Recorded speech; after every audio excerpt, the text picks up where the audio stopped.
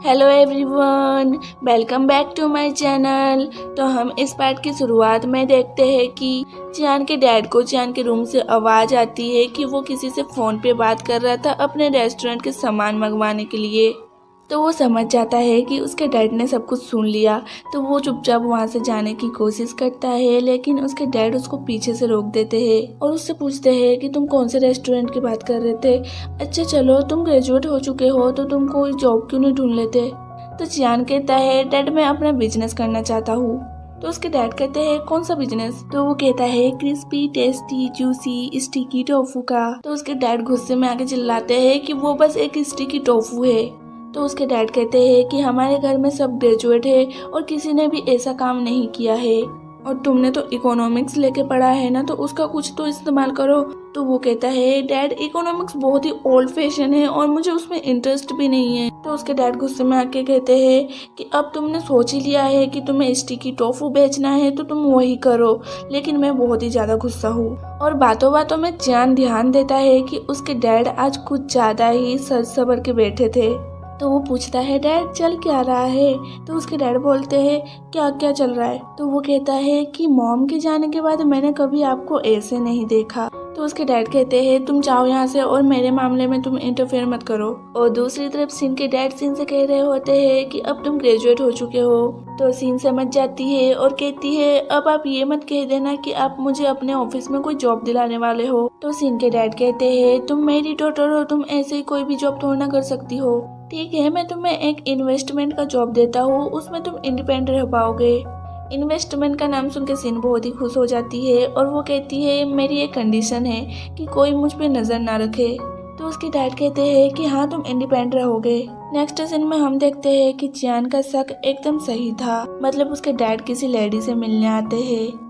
तो next scene में वो सारे फ्रेंड मिलके ड्रिंक कर रहे होते हैं। तो हमारा मोटू मतलब साओ भाई वो कहता है तुम लोग ना अगले महीने 11 तारीख को कोई भी प्लान मत बनाना क्योंकि मैं उस दिन शादी करने जा रहा हूँ। तो साओ भाई की ये बात सुनकर सब लोग एकदम हैरान हो जाते हैं। तो हमें फ्लैशबैक में बताते हैं कि साओबो चियोंग और हाओ साथ में खड़े बात कर रहे होते हैं। साओबो बेचारा अपना दुख जाहिर कर रहा होता है कि लगता है अब मेरी कोई भी गर्लफ्रेंड नहीं बनेगी। वो बहुत ही दुख भरी बात कर रहा होता है। तभी वहाँ पर एक सुंदर सी लड़की आ जाती है। वो कहती है मो साओबो ये तुम्हारा आईडी कार्ड है ना। एक्चुअली जिस दिन वो लोग एक दूसरे के पीछे भागा भागी कर रहे थे उस दिन इसका आईडी कार्ड गिर गया था और इस लड़की को वो आईडी कार्ड मिल गया था। तो चियान कहता है साओबो तुम्हारा आईडी कार्ड। लेकिन साओबॉय तो उस लड़की को देख के एकदम स्टैचू ही हो गया था। तो चियान खुद ही उससे वो आईडी कार्ड लेता है और उसकी शक्ल से मिलाता है और कहता है हाँ ये इसी मोटू का है। तो वो लड़की साओबॉय से कहती है तुम बहुत ही केयरलेस हो, अगली बार से ध्यान रखना। फिर वो लड़की को उसके हाथ में स्टिकी टोफू पसंद आ जाता है तो साओबॉय उसे दे देता है और वो वहाँ से चली जाती है। तो हाओ कहता है कि ये दिखने में तो बहुत ही सुंदर है लेकिन इसका टेस्ट अच्छा नहीं है। तो साओबॉय बहुत ही हैरान होके कहता है ये तो किस्मत है, भगवान ने इसे मेरे लिए भेजा है। और ये सुन के तो सब लोग एकदम शौक में आ जाते हैं और साओबॉय को देखते ही रह जाते हैं। तो हाओ कहता है कि तुम शादी करने वाले हो लेकिन अभी कुछ दिन पहले तुम मेरी गर्लफ्रेंड के पीछे पड़े थे। तो जिया थोड़ा सा एम्बेरस फील करती है तो हाओ को मार के चुप करवा देती है। तो चियान कहता है कि मैं नहीं कहूँगा कि तुम बहुत ही जल्दी शादी कर रहे हो, ये तुम्हारी मर्जी है, कॉन्ग्रेचुलेशन। तो सीन साओबॉय से कहती है कि तुम्हारी सोच बिल्कुल मेरी जैसी है लेकिन कोई कोई तो ऐसा बिल्कुल नहीं सोचता। तो चियान कहता है अच्छा चलो मैं नेक्स्ट फ्राइडे को अपनी शॉप की ओपनिंग करने वाला हूँ, तुम सब आना। तो हाओ कहता है भाई तू चिंता मत कर, तेरे ओपनिंग में तो 100 लोग तो आ ही जाएंगे। तो सीन बड़े प्यार से कहती है जेंग चियान नेक्स्ट फ्राइडे को क्या है। तो हाओ कहता है और क्या है, उसकी शॉप की ओपनिंग है।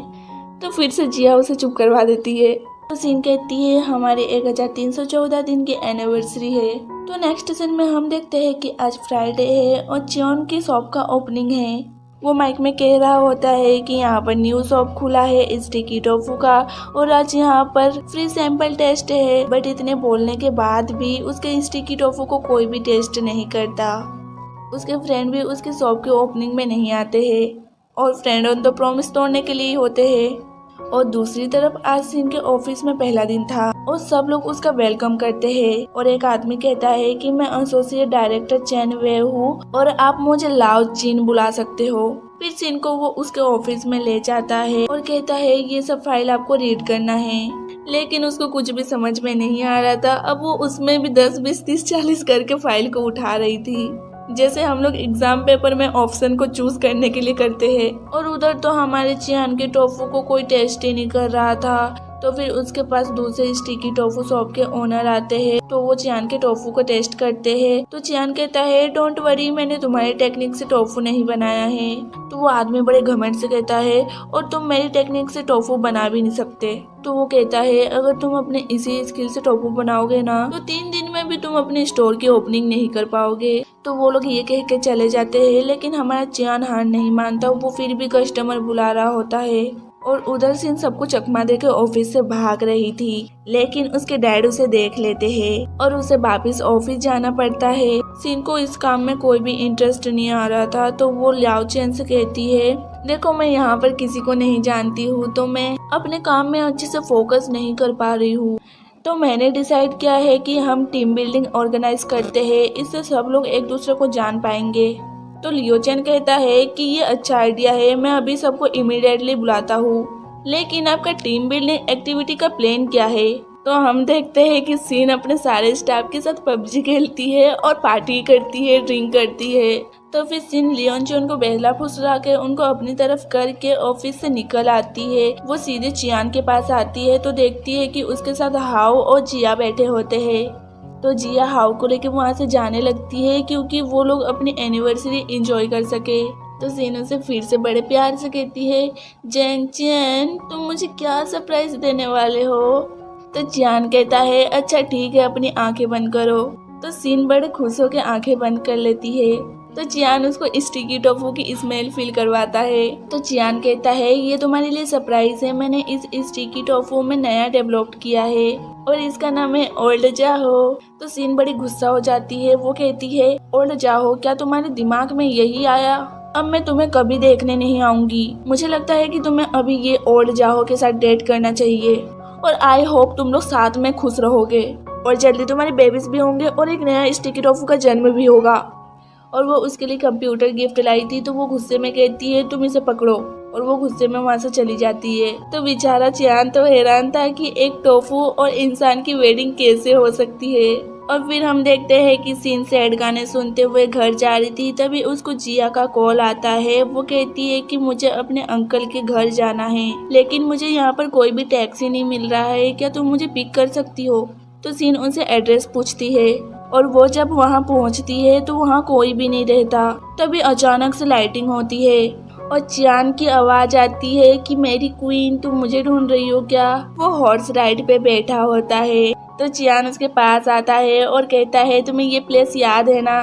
तो सीन कहती है तुम्हें पता है ये कौन सा प्लेस है? तो चियान कहता है ऑफ कोर्स मुझे याद है, हमारी पहली बार यहाँ पर फर्स्ट डेट हुई थी 1314 दिन पहले, और मुझे ये भी पता है कि तुम इस जगह को बहुत ही ज्यादा पसंद करती हो।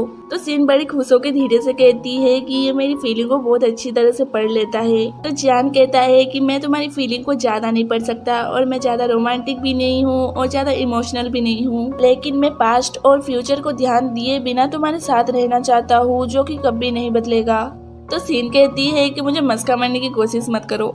तो चियान कहता है मैं प्रॉमिस करता हूँ कि मेरी टोफू शॉप जब 100,000 येन कमा लेगी तो मैं एक डायमंड रिंग खरीद के तुम्हें प्रपोज करूंगा और ये एक्चुअल प्रपोज होगा। तो सिन को विश्वास नहीं हो रहा था, तो वो कहती है तुम जल्दी से फिर से बोलो ताकि मैं रिकॉर्ड कर सकूं, ताकि तुम अपने वर्ड्स वापस ना ले सको। तो चियान जोर से फिर से वही बात रिपीट करता है। तो सीन उस रिकॉर्ड को सुन के बहुत ही ज्यादा खुश होती है और वो जोर जोर से चिल्लाने लगती है जैंग चियान मेरे लिए डायमंड रिंग बाय करेगा और वो मेरे से शादी करेगा। तो चियान का रिएक्शन बहुत ही क्यूट सा रहता है। और तभी स्काई में फायर क्रैकर्स दिखते हैं और ये सब चियान ने ही किया था। और सीन तो ये सब देख के बहुत ही ज्यादा खुश हो जाती है। तो फिर हम अगले दिन देखते हैं कि जिया बारिश से बचने के लिए एक जगह आती है। वहाँ एक लड़का डांस ऑडिशन कार्ड्स दे रहा था और जिया को इन सब में बहुत ही ज्यादा इंटरेस्ट था, तो वो भी ऑडिशन देने के लिए अपना नाम रजिस्टर करती है। तभी वहाँ पर उसकी फ्रेंड आती है और कहती है कि हमें सीन ने चियान के टोफू शॉप में आने के लिए कहा है। तो फिर हम नेक्स्ट सीन में देखते हैं कि जियान अपने स्टिकी शॉप में होता है। तो फिर वहाँ पर हमारी तीनों गर्ल्स बड़ी सज धज के अपने अपने पोस्टर लेके बड़े तूफानी तरीके से एंट्री करती है और सब लोग उन्हें ही देखते रह जाते हैं। और क्यों ना देखे फ्रेंड्स, वो इतनी खूबसूरत जो है। तो सीन चियान से कहती है कि तुम्हारे वर्ड वापस लेने से पहले मैं तुम्हारे शॉप के 100,000 यन जल्दी से पूरा करने में हेल्प करूंगी। तो चियान कहता है तुम्हें तो स्टिकी टॉफू की स्मेल से नफरत है ना। तो सीन कहती है हाँ, लेकिन मुझे जल्दी से एक बिग डायमंड रिंग चाहिए। तो हमारी गर्ल्स स्टिकी टॉफू का सेल करने लगती है और कस्टमर उनको बुलाती है और वहाँ पर बहुत ही सारी भीड़ इकट्ठी हो जाती है और ज्यादातर तो बॉयज ही होते हैं। तो वहाँ पर हाव आ जाता है और जियोन से कहता है क्या तुमने इन प्रीटी गर्ल को काम पे लगाया है। तो जिया उसको कान मरोड़ के चुप करवा देती है और बेचारा सॉरी जिया कहता रह जाता है।